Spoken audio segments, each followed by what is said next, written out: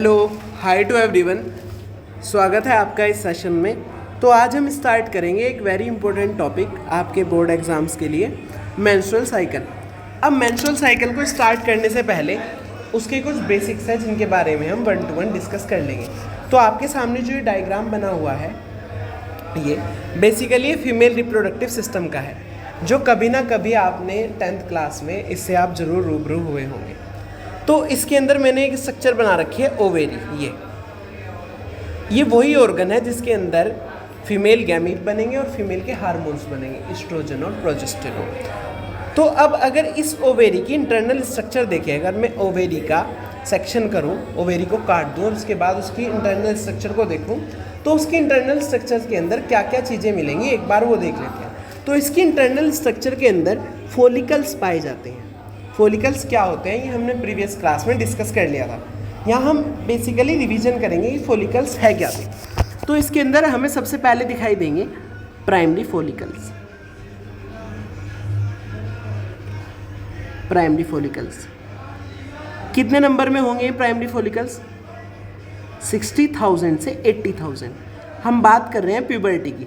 जैसे ही लड़की प्यूबर्टी में आएगी 12 से 14 साल की एज में, तो उसकी ओवेरी के अंदर हमें दिखाई देंगे प्राइमरी फॉलिकल्स। और कितने होंगे वो नंबर में? 60,000 to 80,000। अगर वैसे ही मैं प्राइमरी फॉलिकल की स्ट्रक्चर बनाऊं तो यह है प्राइमरी ओसाइट, और इस प्राइमरी ओसाइट के चारों तरफ स्पेशल टाइप की सेल्स होती हैं जिन्हें बोलते हैं ग्रेन्युलोसा सेल्स। और इस पूरी स्ट्रक्चर को क्या बोलते हैं? Primary follicle. और इन्हीं प्राइमरी फॉलिकल का नंबर कितना होता है? 60,000 to 80,000।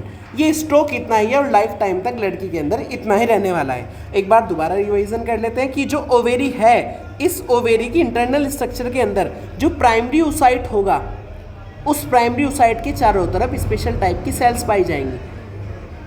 और इस पूरी स्ट्रक्चर को ही क्या बोलेंगे? Primary follicle. और इन प्राइमरी फॉलिकल का स्टॉक कितना होगा? 60,000 to 80,000। ये पाए जाएंगे, बस इतने के इतने। अब इनका नंबर इंक्रीज नहीं होगा, इतना था इतना ही रहेगा। धीरे धीरे डिक्रीज तो हो सकता है पर नंबर इंक्रीज नहीं होगा। और प्राइमरी फॉलिकल जो है उस लड़की की ओवेरी में होंगे, जो भी हम फीमेल की बात करें प्यूबर्टी के टाइम। अब यहाँ से आगे अगली स्टोरी स्टार्ट होती है। अब ध्यान सुनिए, जैसे ही प्यूबर्टी आएगी तो उस लड़की के अंदर जो पिट्यूटरी ग्लैंड होगी, पिट्यूटरी ग्लैंड,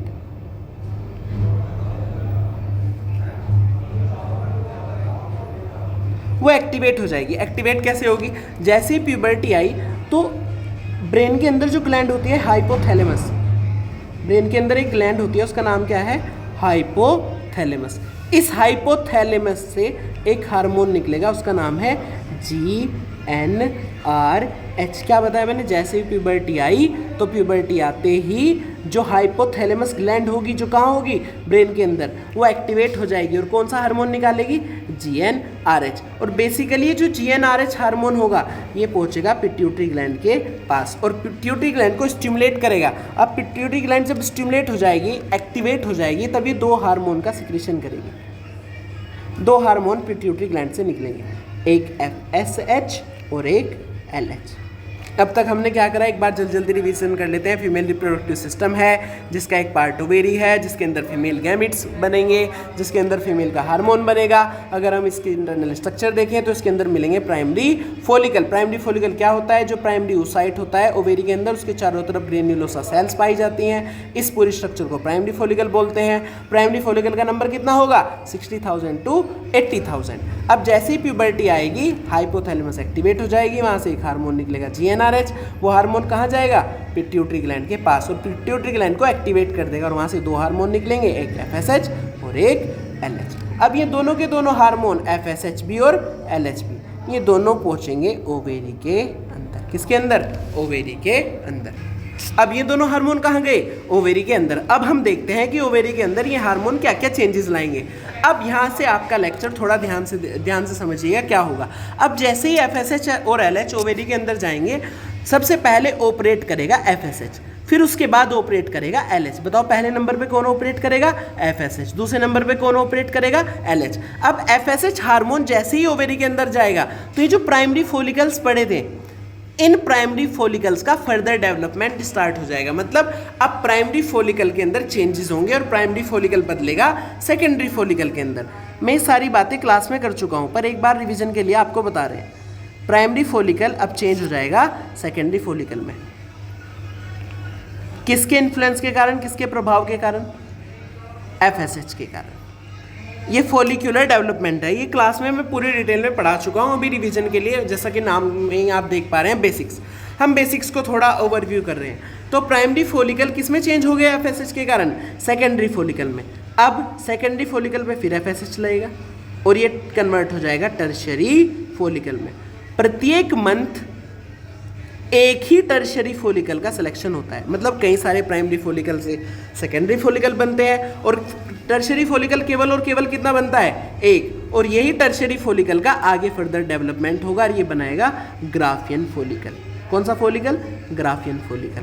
ये पूरी की पूरी स्टोरी है कहाँ चल रही है? ओवेरी के अंदर। किसके अंदर? ओवेरी के अंदर। ये पूरी की पूरी स्टोरी आपकी ओवेरी के अंदर चल रही है कि प्राइमरी फॉलिकल को बदला जा रहा है सेकेंडरी फॉलिकल में, सेकेंडरी फॉलिकल को बदला जा रहा है टर्शियरी फॉलिकल में और टर्शियरी फॉलिकल को बदला जा रहा है ग्राफियन फॉलिकल में। और ग्राफियन फॉलिकल ही मैच्योर फॉलिकल है। सबसे बड़ा फॉलिकल कौन सा है? ग्राफियन फॉलिकल सबसे बड़ा। तो हर महीने प्राइमरी फॉलिकल बदलेगा सेकेंडरी फॉलिकल में, सेकेंडरी फॉलिकल बदलेगा टर्शियरी फॉलिकल में, टर्शियरी फॉलिकल बदलेगा ग्राफियन फॉलिकल में। और ये काम कौन करा रहा है? FSH। अब इस ग्राफियन फॉलिकल पर आके काम करेगा LH। पहले किसने काम करा? FSH ने। फिर कौन काम करेगा? LH। और LH के इन्फ्लुएंस के कारण ये ग्राफियन फॉलिकल रप्चर हो जाएगा। रप्चर मतलब फट जाएगा और फटने के बाद अब दो स्ट्रक्चर बनेंगे। जैसे ही ग्राफियन फॉलिकल फटेगा ओवेरी के अंदर, यहाँ ओवेरी के अंदर जैसे ही ग्राफियन फॉलिकल फटेगा, क्यों फटा? LH के कारण। और फटने के बाद कितनी चीज़ें बनेंगी? दो। कोई भी चीज़ जब फटती है तो दो ही चीज़ें बनती हैं। जो एक चीज़ बनेगी, जो फटने के बाद जो एक चीज़ बनेगी वो तो आ जाएगी कहाँ? फैलोपियन ट्यूब के अंदर। उसका नाम होगा एग, बेसिकली ओवम। और सेकेंडरी oocyte बोल लो, और सेकेंडरी oocyte के चारों तरफ दो टाइप की लेयर्स होंगे, एक जोना पेलुसिडा और एक कोरोना रेडिएटा। आप इतना ध्यान मत दीजिए, आप याद रखिए एग। रप्चर होने के बाद एक बना एग, जो कहाँ आ चुका है? फैलोपियन ट्यूब के अंदर। इस एग में फिर भी क्या है, एक बार याद कर लेना, इस एग के अंदर है सेकेंडरी oocyte, जो आने वाले टाइम में क्या बन जाएगा? ओवम। और इसी सेकेंडरी oocyte के चारों तरफ दो लेयर हैं, एक जोना पेलुसिडा और एक कोरोना रेडिएटा। और इन तीनों चीज़ों को एक साथ क्या बोल रहे हैं? एग। कब बना एग? जब ग्राफियन फॉलिकल रप्चर हुआ। ग्राफियन फॉलिकल रप्चर कब हुआ? जब LH आया। तो LH आया तो ग्राफियन फॉलिकल रप्चर हुआ, रप्चर होके एग बना। एग क्या है? Secondary oocyte plus zona pellucida plus corona radiata. अब आप सोच रहे होंगे जोना पेलुसिडा कोरोना रेडिएटा क्या है? ये इसके चारों तरफ की, इसके सेकेंडरी oocyte के चारों तरफ की लेयर्स हैं। और ग्राफियन फॉलिकल के फटने के बाद एक तो एग बना और जो दूसरी स्ट्रक्चर बनी वो बहुत इंपॉर्टेंट है, उसका नाम है कॉर्पस ल्यूटियम, पीत पिंडक। Corpus luteum, corpus luteum. तो ग्राफियन फॉलिकल के फटने के बाद दो चीजें बनी, एक बना एग और दूसरा बना कॉर्पस ल्यूटियम। अब ये कॉर्पस ल्यूटियम क्या करेगा? बेसिकली कॉर्पस ल्यूटियम काम करेगा हार्मोन निकालने का, हार्मोन को सिक्रीट करने का। ये दो टाइप के हार्मोन निकालता है, पहला प्रोजेस्टेरोन और दूसरा एस्ट्रोजन। पहला प्रोजेस्टेरोन और दूसरा, तो बेसिकली जो प्रोजेस्टेरोन होता है दो हार्मोन निकालता है, एक प्रोजेस्टेरोन और दूसरा एस्ट्रोजन। हार्मोन्स और भी हैं पर काम के कितने हैं? दो, एक प्रोजेस्टेरोन और एक एस्ट्रोजन। अब बात करें ज़्यादा कौन सा निकालता है? ज़्यादा निकालता है प्रोजेस्टेरोन और थोड़ा कम निकालता है एस्ट्रोजन। कौन? Corpus luteum. बना कैसे? जब ग्राफियन फॉलिकल पर LH आया, LH ने आने के कारण उसे रप्चर कर दिया और रप्चर करके दो स्ट्रक्चर बनी, कॉर्पस ल्यूटियम और एक एग। एग कहाँ पहुंच गया? फैलोपियन ट्यूब में। कॉर्पस ल्यूटियम अभी भी कहाँ है? ओवेरी के अंदर। और कितने हार्मोन निकाल रहा है? दो, एक प्रोजेस्टेरोन और एक एस्ट्रोजन।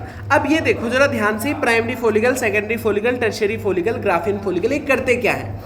तो भी अगर आप याद करो तो मैंने लेक्चर के स्टार्टिंग में ही बताया था कि ओवेरी के अंदर दो काम चल रहे हैं। एक तो बन रहा है ओवम। क्या ओवम बन चुका? हाँ, ओवम की नींव डल चुकी, बेसिक्स हो चुके। एग ही तो आगे जाके ओवम में कन्वर्ट होगा। और दूसरा क्या बना रहा हूँ? हार्मोन, एस्ट्रोजन और प्रोजेस्टेरोन। देखो प्रोजेस्टेरोन भी बन रहा है, एस्ट्रोजन भी बन रहा है। और ओवेरी के अंदर एस्ट्रोजन बनाने की जिम्मेदारी किसकी है? Primary follicle, secondary follicle, tertiary follicle, Graafian follicle. साथ के साथ ये एस्ट्रोजन भी बनाते हैं। इनके अंदर ग्रेन्युलोसा सेल्स हैं, वो क्या बनाती हैं? एस्ट्रोजन्स। तो एस्ट्रोजन बनाने का काम इन फोलिकल का भी है। एक बार जल्दी रिवीजन करते हैं। ओवेरी है, ओवेरी के इंटरनल स्ट्रक्चर को अगर देखें तो उसके अंदर प्राइमरी फोलिकल है। कितने प्राइमरी फोलिकल होंगे? 60,000 से 80,000। ये इतना स्टॉक रहेगा। जैसे ही प्यूबर्टी आएगी हाइपोथैलेमस एक्टिवेट हो जाएगी। एक्टिवेट होने के बाद एक हार्मोन निकलेगा GnRH, जो कहाँ पहुंचेगा? पिट्यूटरी ग्लैंड के पास। वहाँ से दो हार्मोन निकलेंगे, FSH और एक LH। FSH मतलब फोलिकुलर स्टिमुलेटिंग हार्मोन, स्टिमुलाइजिंग हार्मोन, और LH मतलब ल्यूटिनाइजिंग हार्मोन। ये दोनों हार्मोन कहाँ पहुंचेंगे? ओवेरी के अंदर। और ओवेरी के अंदर जैसे ही जाएगा FSH, सबसे पहले काम करेगा FSH, प्राइमरी फोलिकल को बदलेगा सेकेंडरी में, सेकेंडरी को बदलेगा टर्शियरी में, टर्शियरी को बदलेगा ग्राफियन फोलिकल में। ये फोलिकल करते क्या है? फोलिकल एस्ट्रोजन हार्मोन का सिक्रेशन करते हैं। और साथ के साथ इनके अंदर प्राइमरी oocyte बदल रहा होता है सेकेंडरी oocyte में।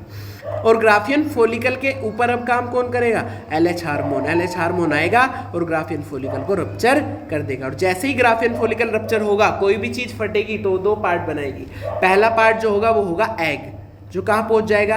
फैलोपियन ट्यूब में। और फैलोपियन ट्यूब में जब एग पहुंचेगा तो एग किसका बना हुआ है? सेकेंडरी oocyte प्लस दो लेयर्स का, जोना पेल्यूसिडा और कोरोना रेडिएटा। और दूसरी स्ट्रक्चर कौन सी है? कॉर्पस ल्यूटियम, जिसके कितने काम है? दो, एक प्रोजेस्टेरोन का निकालना और एक एस्ट्रोजन हार्मोन को निकालना। ये बेसिक्स थे जो आपको ध्यान रखना है। और ये काम ग्राफियन फोलिकल को फटने का काम, ये काम होता है डे 14 पर। जैसे ही डे 14 आएगा तुरंत ग्राफियन फोलिकल के अंदर LH हार्मोन बढ़ जाएगा और वो दो LH हार्मोन बढ़ने के कारण वो फट जाएगा और दो पार्ट बन जाएंगे, कॉर्पस ल्यूटियम और एग।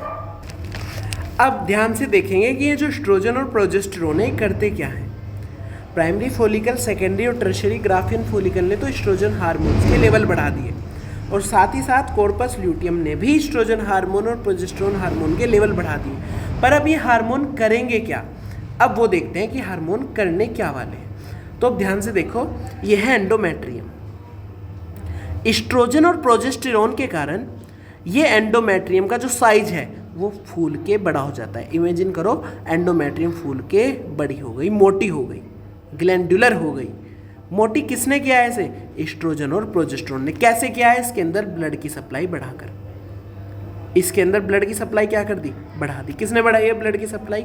एस्ट्रोजन और प्रोजेस्टेरोन ने। दोबारा देखेंगे, एस्ट्रोजन और प्रोजेस्टेरोन एंडोमेट्रियम के अंदर ब्लड की सप्लाई बढ़ा देते हैं। जैसे ही एंडोमेट्रियम के अंदर ब्लड की सप्लाई बढ़ती है, अब जो एंडोमेट्रियम है वो फूलकर मोटी हो जाएगी। कौन मोटी हो जाएगी? एंडोमेट्रियम। एंडोमेट्रियम फूलकर मोटी हो जाएगी। ध्यान से देखना कैसे। एंडोमेट्रियम पहले अगर इतनी थी, अब जैसे ही एस्ट्रोजन प्रोजेस्टेरोन आएंगे अब फूलकर मोटी हो जाएगी, बड़ी हो जाएगी, क्योंकि इसके अंदर ब्लड की सप्लाई को क्या कर दिया गया? बढ़ा दिया गया। ब्लड की सप्लाई को बढ़ाया किसने? प्रोजेस्टेरोन और एस्ट्रोजन हार्मोन ने। ब्लड की सप्लाई को बढ़ा देने के कारण जो एंडोमेट्रियम कभी पतली हुआ करती थी आज वो मोटी हो गई। अब यहाँ समझने वाली बात यह है कि जो कॉर्पस ल्यूटियम है उसने ही तो प्रोजेस्टेरोन और एस्ट्रोजन हार्मोन बनाए थे। तो बेसिकली इस एंडोमेट्रियम को मोटा रखने का काम कौन कर रहे हैं? प्रोजेस्टेरोन और एस्ट्रोजन। और ये हार्मोन कौन बना रहा है? Corpus luteum. और इस कॉर्पस ल्यूटियम का टाइम पीरियड ये कब तक जिंदा रहता है? ये जिंदा रहता है मेंस्ट्रुअल साइकिल के डे 24 तक। डे 24 के बाद ये मरना स्टार्ट कर देता है, डाई होना स्टार्ट कर देता है।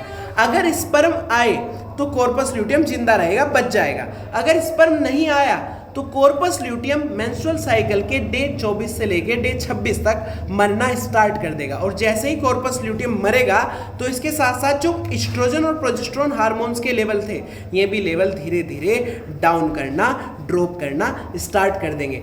इन हार्मोन्स ने क्या कर रखा था? एंडोमेट्रियम को मोटा करके रख रखा था। अब अगर स्पर्म नहीं आया तो कॉर्पस ल्यूटियम जिंदा नहीं रहेगा, वो मर जाएगा। और वो मरेगा तो ये हार्मोन जो प्रोजेस्टेरोन और एस्ट्रोजन थे इनके लेवल्स भी डाउन कर जाएंगे। अगर इनके लेवल डाउन करेंगे तो जितनी एंडोमेट्रियम मोटी हुई थी उतनी ही एंडोमेट्रियम पतली हो जाएगी। अब मोटी क्यों हो रखी थी? क्योंकि ब्लड था।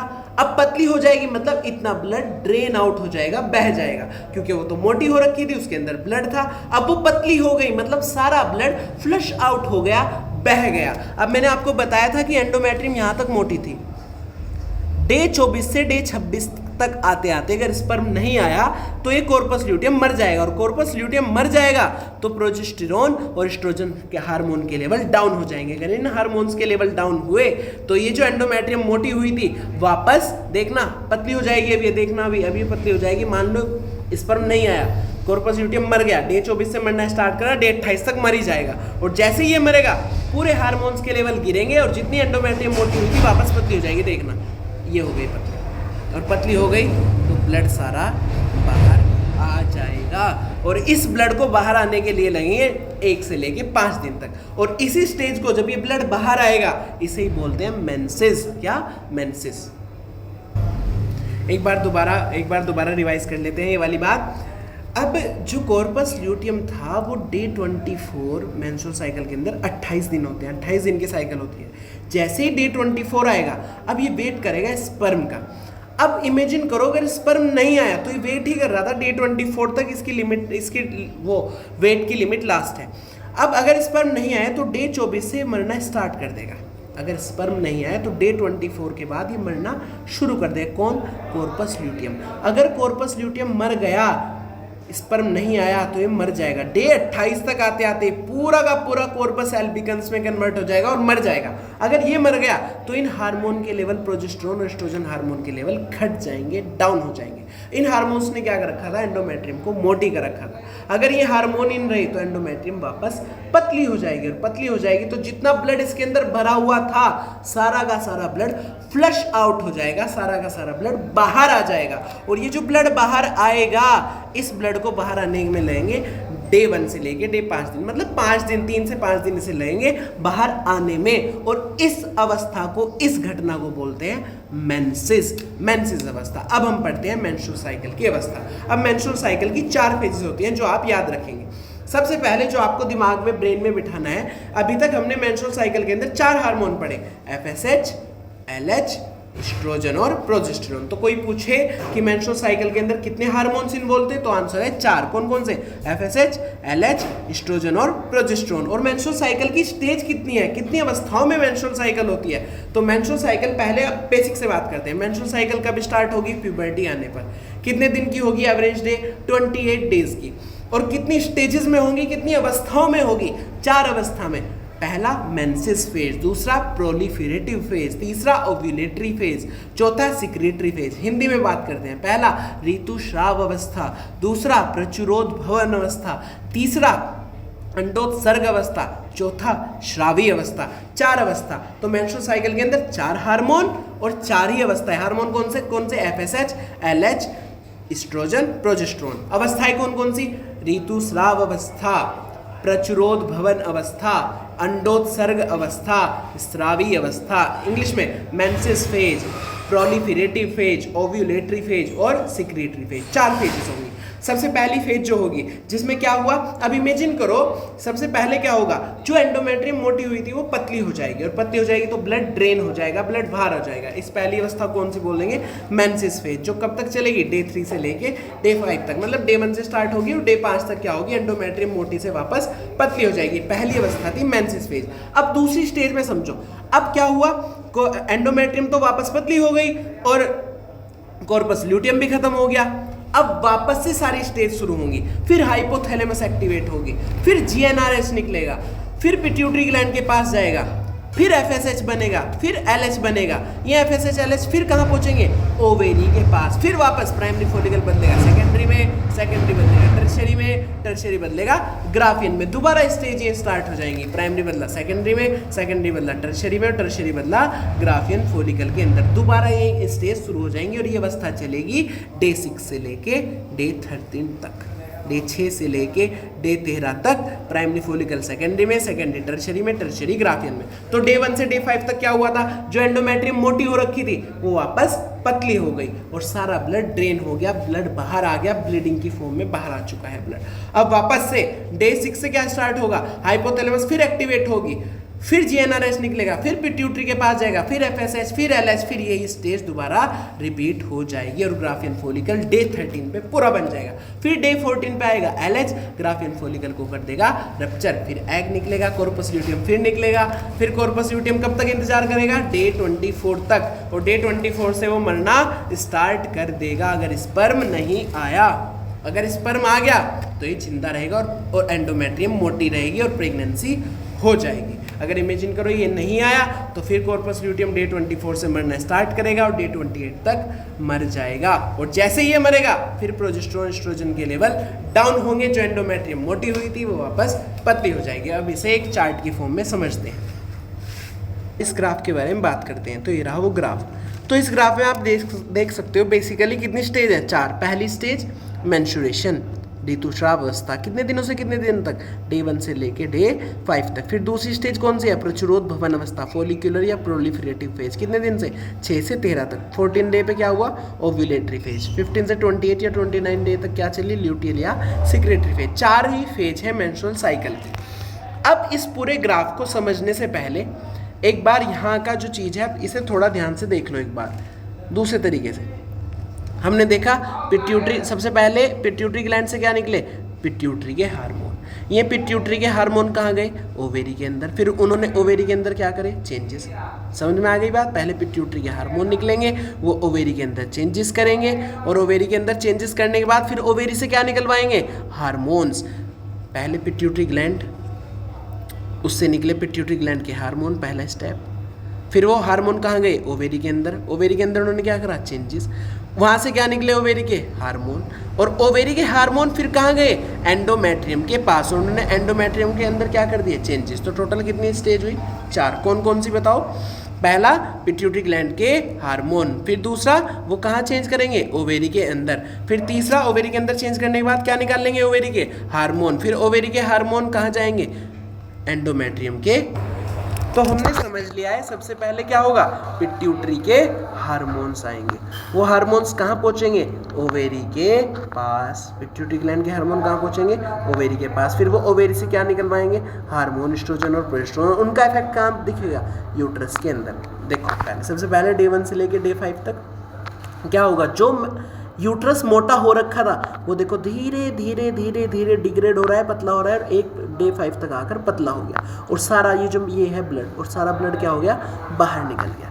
तो डे 1 पे वो इतना मोटा था, और डे 5 तक आते आते धीरे धीरे देखो वो पतला हो रहा है, पतला हो रहा है, पतला हो रहा है, ये हो गया पतला। कब, डे 5 तक आते आते। अब डे 5 के बाद क्या होगा, डे 5 के बाद होगा वापस पिट्यूटरी ग्लैंड एक्टिवेट होगी, एफएसएच और एलएच के लेवल्स बढ़ जाएंगे। और अब आप बढ़ते हुए देखना एफएसएच एलएच के, देखो ये एफएसएच के लेवल क्या हो रहे हैं, बढ़ रहे हैं। बढ़ा, जैसे ही एफएसएच के लेवल बढ़े तुरंत ओवेरी के अंदर प्राइमरी फॉलिकल बदला, सेकेंडरी में सेकेंडरी बदला, टर्शियरी में टर्शियरी बदला, ग्राफियन फॉलिकल में। अब किसका लेवल का हार्मोन बढ़ेगा, एलएच का ही बढ़ गया, एलएच का हार्मोन का लेवल बढ़ा, और बढ़ते ही ग्राफियन फॉलिकल फट गया। फट गया, ये वाली स्ट्रक्चर कौन सी बनी, कॉर्पस ल्यूटियम। ये क्या है, एग। कब हुआ ये काम, डे 14 पर, जब एलएच का पीक आया। देखो एफएसएच बढ़ा तो फॉलिकल का डेवलपमेंट हो गया, और एलएच बढ़ा तो ग्राफियन फॉलिकल फट गया, और ये एग बाहर आ गया, और ये क्या बन गया, कॉर्पस ल्यूटियम। तो बताओ कॉर्पस ल्यूटियम कब बनता है, डे 14 से पहले, डे 14 के बाद, डे 14 के बाद। अब हार्मोन पढ़ेंगे, क्या मैंने आपको बताया था अभी पीछे आपको क्या बताया था, फॉलिकल जो है प्राइमरी, सेकेंडरी, टर्शियरी, ग्राफियन, ये फॉलिकल क्या बनाते हैं, एस्ट्रोजन हार्मोन। तो जैसे ही ये फॉलिकल बनेंगे क्या एस्ट्रोजन हार्मोन के लेवल भी बढ़ेंगे, हाँ बढ़ने चाहिए। ये देखो जैसे ही फॉलिकल बने तो एस्ट्रोजन के लेवल के भी हार्मोन का लेवल बढ़ गया। ये बढ़ गया एस्ट्रोजन लेवल का हार्मोन बढ़ गया। तो देखो जैसे ही फॉलिकल का डेवलपमेंट हुआ तो एस्ट्रोजन हार्मोन के लेवल का डेवलपमेंट भी हो गया, मतलब एस्ट्रोजन हार्मोन का लेवल भी बढ़ गया। क्यों बढ़ा, क्योंकि ये फॉलिकल्स क्या बना रहे थे, एस्ट्रोजन हार्मोन। क्या प्रोजेस्टेरोन बनाते हैं, नहीं, इसीलिए प्रोजेस्टेरोन का कोई लेवल नहीं बढ़ा, वो फ्लैट रहा। पर जैसे ही डे 14 के बाद कॉर्पस ल्यूटियम बनेगा, क्या प्रोजेस्टेरोन बनेगा, हाँ प्रोजेस्टेरोन का लेवल बढ़ गया। बढ़ गया। अब बताओ आप, क्या ये जो कॉर्पस ल्यूटियम है क्या एस्ट्रोजन भी बनाता था? हाँ, ये एस्ट्रोजन भी बनाता था, चेक करो, ये एस्ट्रोजन भी बनाता था, पर ज़्यादा क्या बनाता था? प्रोजेस्टेरोन। कम क्या बनाता था? एस्ट्रोजन। तो देखो ये कॉर्पस ल्यूटियम ने ज़्यादा क्या बनाया? प्रोजेस्टेरोन। कम क्या बनाया? एस्ट्रोजन। अब याद करो मैंने क्या बताया था, डे 24 के बाद ये मरना शुरू कर देगा। देखो जो पहले इतना मोटा था अब वो पतला होना शुरू हो जाए। जैसे ये पतला होगा हार्मोन के लेवल भी डाउन हो जाएंगे। ये हो गए डाउन। अब बताओ इन फॉलिकल के कारण क्या बढ़ा? एस्ट्रोजन। एस्ट्रोजन क्या कर रहा था? एंडोमेट्रियम को मोटा, ये कर दिया मोटा। पहले इतना पतला, फिर और मोटा हुआ, फिर और मोटा हुआ, फिर और मोटा हुआ, और मोटा कर दिया। अब क्या निकला? प्रोजेस्टेरोन। प्रोजेस्टेरोन ने उसके लेवल को और बढ़ा दिया और एंडोमेट्रियम और मोटी हो गए के साथ ग्लैंडुलर हो गई, ग्लैंड्स बन गई, ये बन गई ग्लैंड्स। अब डे 24 के बाद बताओ क्या होगा? डे 24 के बाद अब कॉर्पस ल्यूटियम मरना शुरू कर देगा, अब लेवल भी घटने शुरू हो जाएंगे। जैसे ही प्यूबर्टी आई तुरंत FSH-LH के लेवल बढ़े, FSH का लेवल बढ़ा तो फॉलिकल बढ़ गए, प्राइमरी बदल गया सेकेंडरी में, सेकेंडरी टर्शरी में, टर्शरी ग्राफियन में। फिर LH का लेवल बढ़ा डे 14 पर, ग्राफियन फॉलिकल फट गया तो ये क्या बना? Corpus luteum. अब बताओ ये फॉलिकल क्या बनाएंगे? Oestrogen hormone. क्या एस्ट्रोजन हार्मोन का लेवल बढ़ गया? फिर क्या आया? Corpus luteum. कॉर्पस ल्यूटियम भी क्या बनाएगा? एस्ट्रोजन। फिर एस्ट्रोजन लेवल का हार्मोन और बढ़ा, पर साथ के साथ कॉर्पस ल्यूटियम क्या बनाता है? प्रोजेस्टेरोन। तो प्रोजेस्टेरोन हार्मोन का लेवल भी बढ़ जाएगा। डे 24 के बाद दोनों के लेवल गिर जाएंगे क्योंकि कॉर्पस ल्यूटियम मरना शुरू करेगा। अब अगली बात बताओ, जैसे ही एस्ट्रोजन बढ़ेगा क्या एंडोमेट्रियम को मोटा करेगा? देखो एंडोमेट्रियम भी क्या हो रही? मोटी। पहले इतनी थी फिर इतनी हो गई, मोटी हो रही है। फिर और हार्मोन आए तो और मोटी हो जाएगी। अब डे 24 के बाद फिर वापस घटनी शुरू हो जाएगी और इसी के साथ जो मेंस्ट्रुअल साइकिल है वो कंप्लीट होती है। एक बार फटाफट रिवीजन कर लेंगे 1 मिनट के अंदर। बेसिक्स में क्या था? ये ओवेरी है, ओवेरी के इंटरनल स्ट्रक्चर में आपको क्या दिखाई देंगे? Primary follicle. कितने? 60,000 से 80,000। एक प्राइमरी फॉलिकल के अंदर प्राइमरी oocyte होता है जो चारों तरफ से सेल से घिरा रहता है, जिन्हें ग्रेन्युलोसा सेल्स कहते हैं। जैसे ही प्यूबर्टी आती है हाइपोथैलेमस एक्टिवेट होती है, GnRH हार्मोन निकलता है, वो पिट्यूटरी के पास जाता है। पिट्यूटरी से 2 हार्मोन निकलते हैं, FSH और LH। ये कहाँ जाते हैं? ओवेरी के अंदर। ओवेरी के अंदर FSH क्या कराता है? प्राइमरी फॉलिकल को सेकेंडरी में, सेकेंडरी को टर्शरी में, टर्शरी को ग्राफियन में। जैसे ही डे 14 आता है अब कौन आता है? LH हार्मोन ग्राफियन फॉलिकल को रप्चर कर देता है, फाड़ देता है। एक बनता है एग जो कहाँ पहुंचता है? फैलोपियन ट्यूब में। दूसरा बनता है कॉर्पस ल्यूटियम। कॉर्पस ल्यूटियम कितने हार्मोन निकालता है? 2, एक प्रोजेस्टेरोन और एक एस्ट्रोजन। और ये हार्मोन करते क्या है? एंडोमेट्रियम को मोटा कर देते हैं। अगर स्पर्म नहीं आया तो कॉर्पस ल्यूटियम डे 24 से मरना शुरू हो जाएगा और ये मरेगा तो प्रोजेस्टेरोन एस्ट्रोजन के लेवल्स भी डाउन हो जाएंगे और ये डाउन होगा तो जो एंडोमेट्रियम मोटी हुई थी वो वापस पतली हो जाएगी और ब्लीडिंग की फॉर्म में सब कुछ बाहर हो जाएगा। अब वापस FSH-LH आएंगे, प्राइमरी को सेकेंडरी में बदलेंगे, सेकेंडरी को टर्शरी में, ये अवस्था चलती जाएगी। इसका नाम मेंस्ट्रुअल साइकिल इसलिए पड़ा क्योंकि मेंस्ट्रुअल साइकिल में नाम आता है मेंसेस और मेंसेस बेसिकली रिप्रेजेंट करता है मून को।